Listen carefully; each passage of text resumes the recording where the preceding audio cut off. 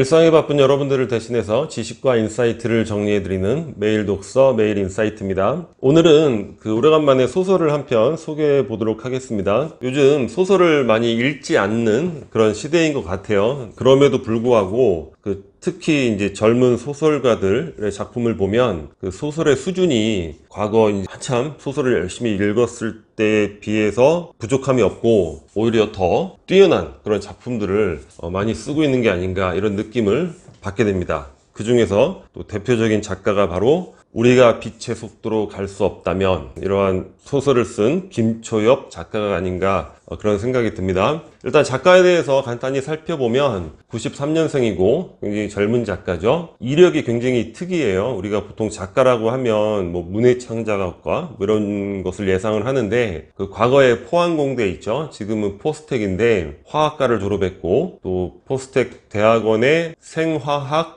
석사 과정을 이수했습니다. 이제 작가 스스로가 이야기를 하고 있는데 인간이 물질에 기반을 둔 그런 존재라는 거, 이런 것들에 대해서 어린 시절부터 굉장한 관심과 호기심을 가졌다고 그래요. 그래서 전공이 화학, 생화학 이렇게 결정을 하게 됐다고 합니다. 작가는 굉장히 깊이 있는 수준의 과학적 지식을 갖고 있는데 과학적 진보에 대해서 낙관하는 그런 태도를 유지를 하고 있어요. 소설의 소재 자체가 거의 미래의 세계를 배경으로 하고 있어요. 그러니까 우주 밖의 세계도 나오고, 그러니까 과학적으로 진보하며 인간은 분명 어딘가에서 다시 뭔가 인류를 존속시키고 있을 것이다. 이렇게 이야기를 하고 있는 것 같습니다. 인간에 대한 이해 수준, 소설이라는 글을 쓰려면 이 삶에 대한 또 사람에 대한 이해 수준이 깊어야 되잖아요.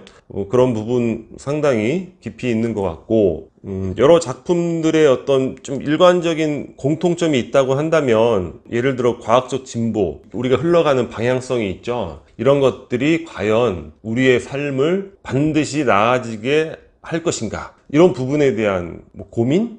이런 것들이 이제 공통적으로 흐르는 것 같아요. 그래서 그러한 물질적 과학이 진보를 함에도 불구하고 삶의 어떤 근원적인 문제들이 변화되지 않는다면 과연 우리가 어떠한 삶의 애티튜드를 갖고 임해야 할 것인가, 그런 부분들 고민을 많이 하게 만드는 것 같습니다. 저는 개인적으로 김초엽 작가가 세계적인 작가로 성장할 수 있지 않을까 이런 생각을 하게 돼요. 일단은 첫 번째는 이 소재 자체가 시의성이 있죠. 지금 여전히 이제 화두가 인류의 물질적 진보, 그러니까 지금 인공지능이라든가, 특히나 레이먼드 커즈와일이 특이점 얘기를 했죠.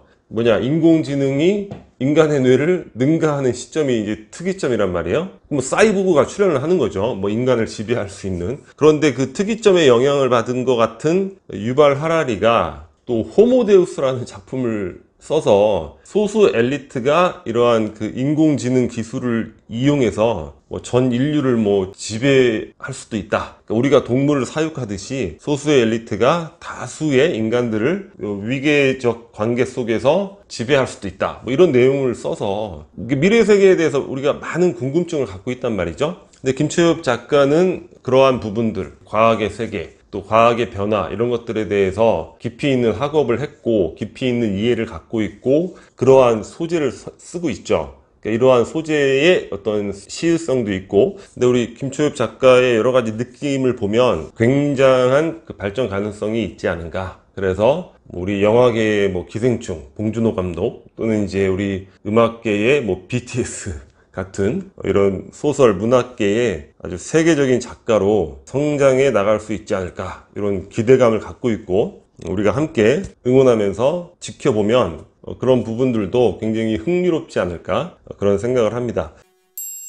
단편집이에요. 여러 가지 단편이 이 안에 속해 있는데 그 중에 하나의 작품이 우리가 빛의 속도로 갈 수 없다면, 이것이 되는 건데, 저는 개인적으로 이 안에 있는 단편 중에 순례자들은 왜 돌아오지 않는가, 이 작품이 제일 마음에 들더라고요. 주인공이 이제 릴리라는 아주 이제 천재적인 과학자가 있어요. 근데 얼굴에 이제 흉측한 흉터를 갖고 있는 거예요.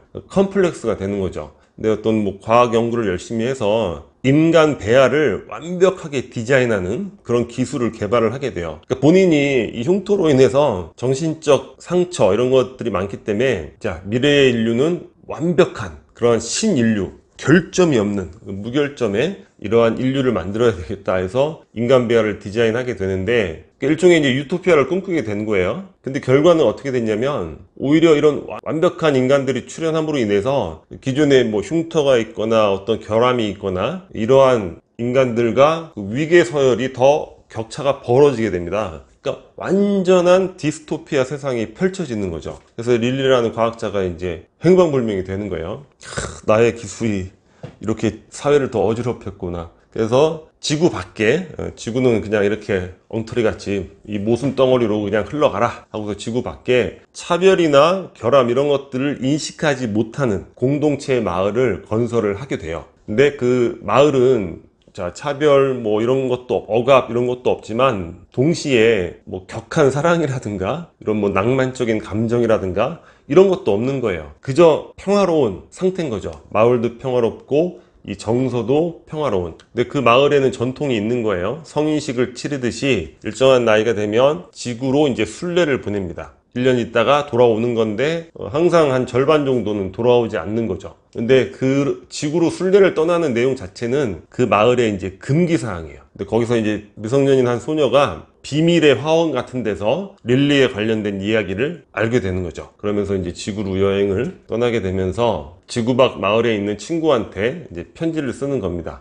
지구에서의 생활은 이렇고 저렇고 어쩌고 저쩌고 한데 위험과 모순과 차별 이런 하여튼 엉터리 같은 이러한 것들이 존재하는 사회이긴 한데 그 안에는 감정이 있고 사랑이 있고 결론적으로 이런 곳이 더 진정한 삶을 살아가는데 나은 것이 아닌가 뭔가 이런 느낌을 전달을 하고 있는 그런 느낌을 갖게 되는 거죠. 우리가 유토피아를 꿈꾸지만 완전한 그러한 것들은 이제 뭐 가능하지 않다. 우리의 삶이라는 게 우리의 뇌 구조라는 게 또는 우리의 인식 체계라는 것, 감정 구조 이런 것들이 뭔가 늘 평화로운 것보다는 불행, 아픔, 쓰라림, 평화 또는 뭐 격정, 행복, 환희 이런 것들이 이렇게 교차되는 이런 속에서 살아가는 것이 더 행복한 삶을 살아가는 이런 걸로 구성되어 있지 않은가 뭐 이런 느낌들.